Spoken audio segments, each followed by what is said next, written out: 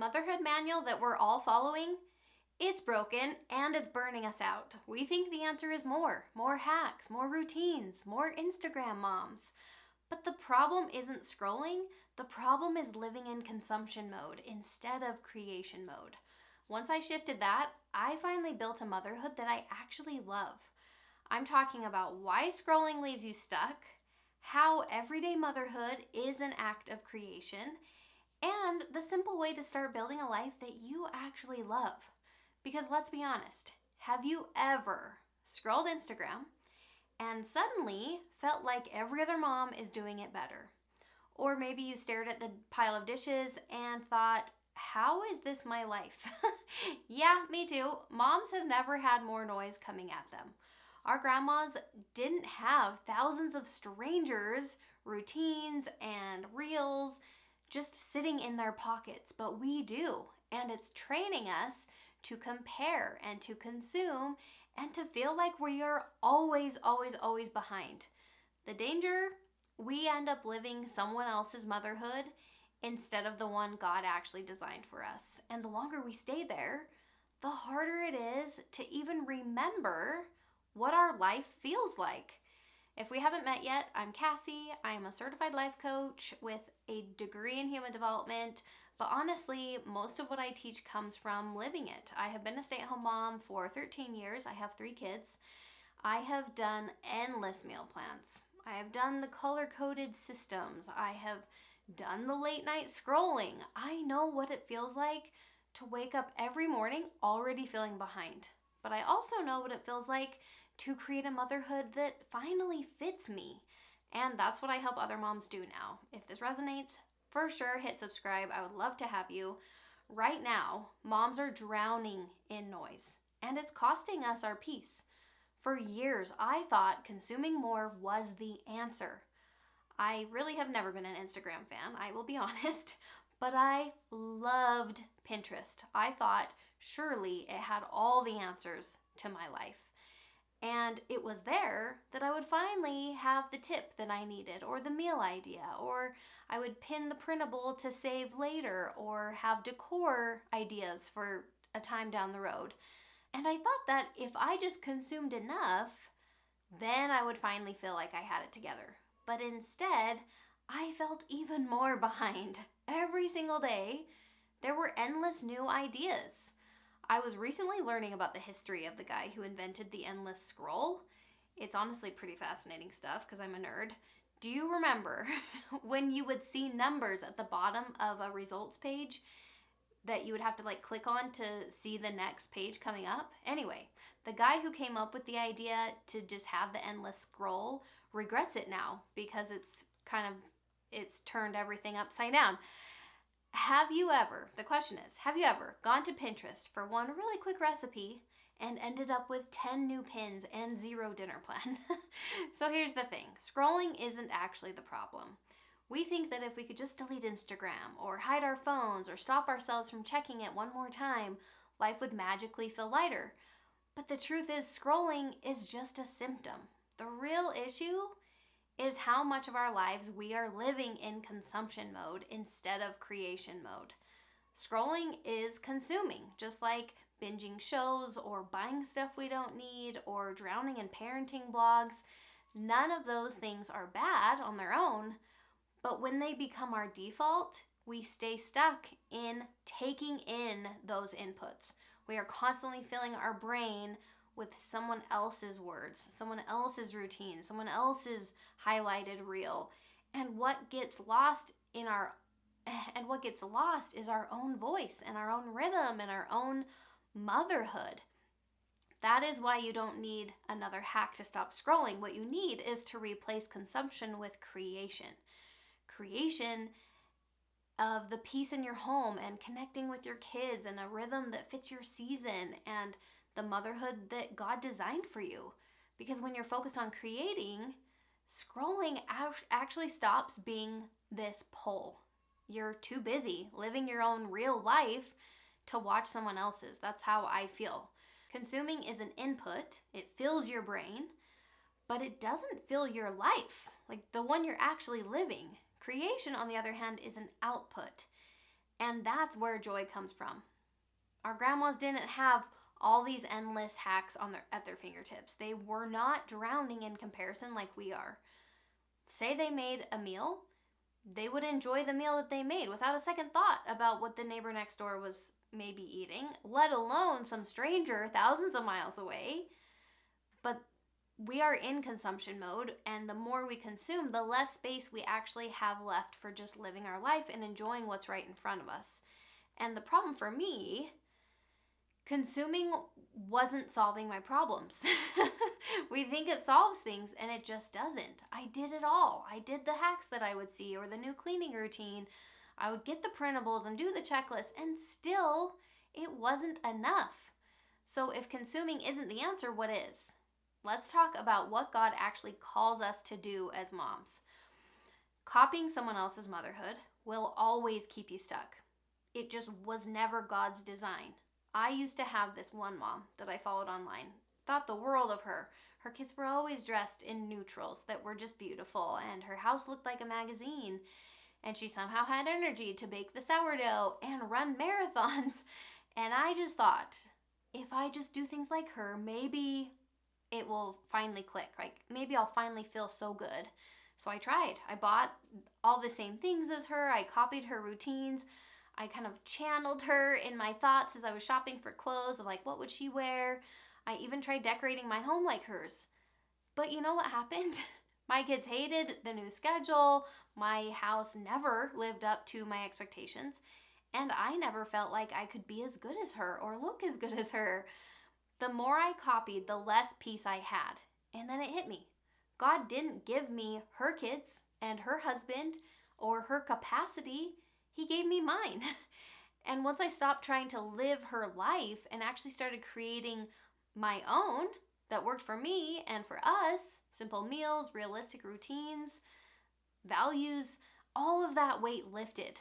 My home did not magically look Instagram ready, trust me.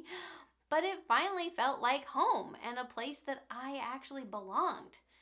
Creating looks different for everyone, of course. And maybe you're hearing the word create and thinking, oh man, I am not creative at all.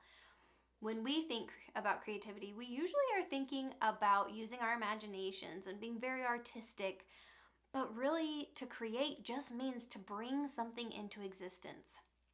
We need to see our homes as the place for us to create. Think about it. We are creating an atmosphere. We're creating rhythms. We're creating traditions and memories. We set up house rules. It all comes down to the fact that God calls us to be creators in our own homes and not consumers of someone else's. It was really interesting. I was listening to this podcast.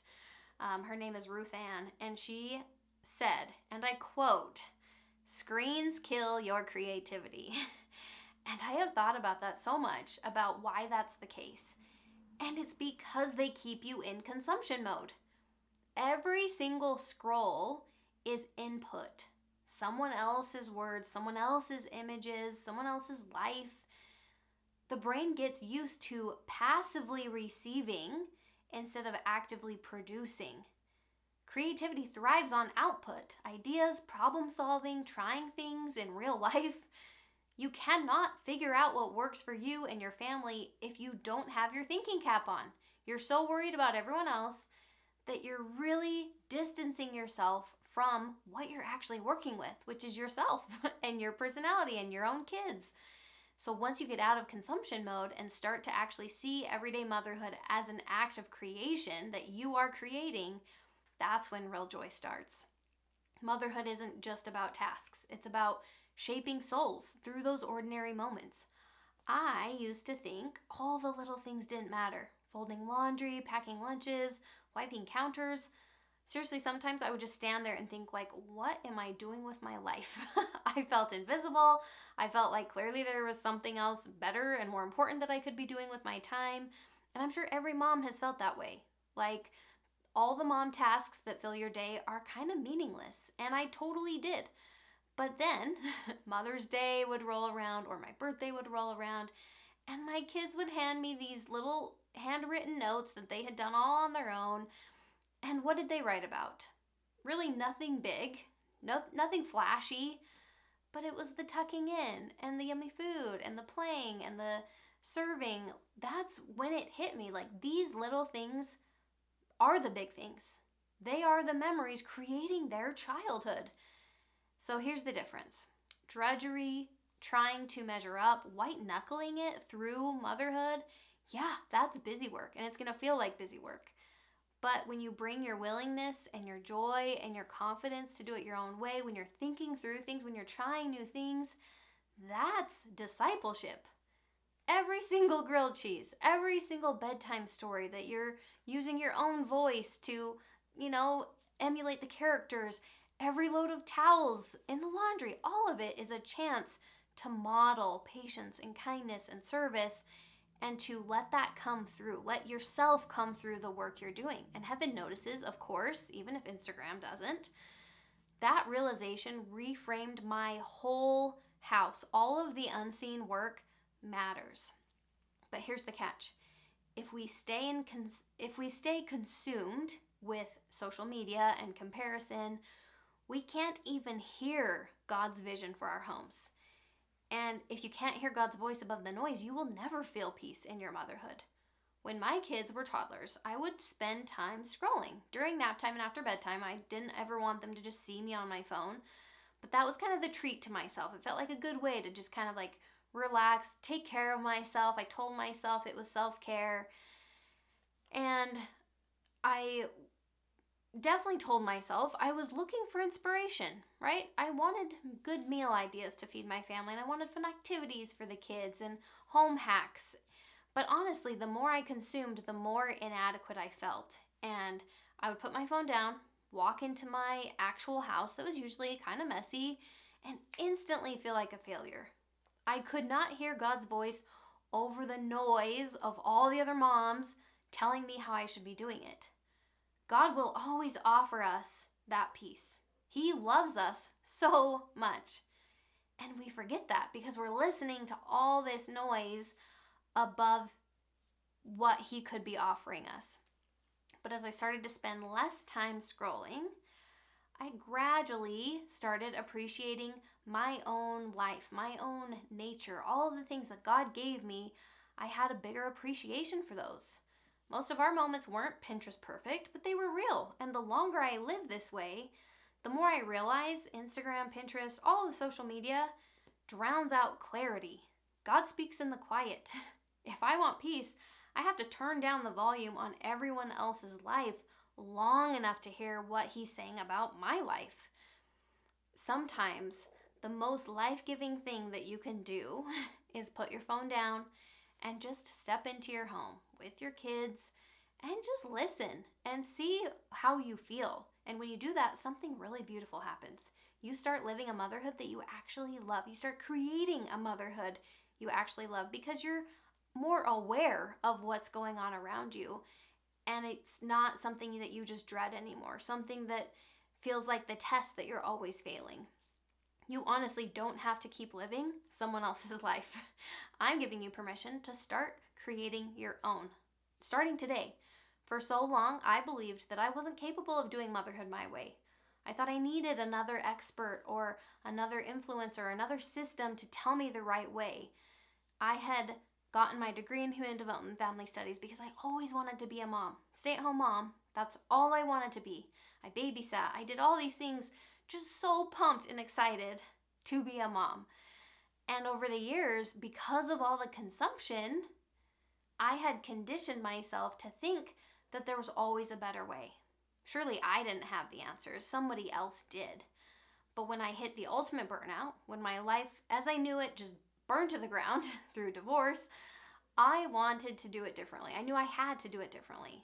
And I believed that I had the potential of being someone amazing, simply as me. We all have limitless potential, and most of it will go untapped. I mean, I have the potential to learn Spanish. I really would love to learn Spanish. I have not pursued that. I haven't tapped into that potential. The desire's there, but not enough to actually do it. Versus country swing dancing, which years ago I just decided I'm going to learn this. The potential is there for anything. The potential's there. And where there's desire, that potential will follow. God planted a desire in each of us. We want to be moms. We want to show up for our kids. We want to feel at home in our own home. And once we can start to really trust His design for us, right? My own. I trusted His design for me instead of just copying someone else's. Everything shifted. I stopped obsessing over the routines that didn't fit me. I let go of the guilt of not measuring up. And I started creating small rhythms that actually worked for me. Dinner didn't have to look good in a picture. It just needed to be made and enjoyed. That was enough. And the peace I found there, it was the kind that I had been chasing for so many years, a decade at least. That's why I know that you can create a motherhood that you love, not by consuming more, but by leaning into what God already gave you, mess and all. You can create motherhood exactly how you want it to be, not by consuming more advice, just actually tapping into what is a good fit for you. So here's what I want you to do. Stop consuming Instagram, stop consuming Pinterest, stop consuming, and start creating the motherhood that God actually gave you. Because the real life, the one that's right here in front of you, is worth way more than anything you could ever see online.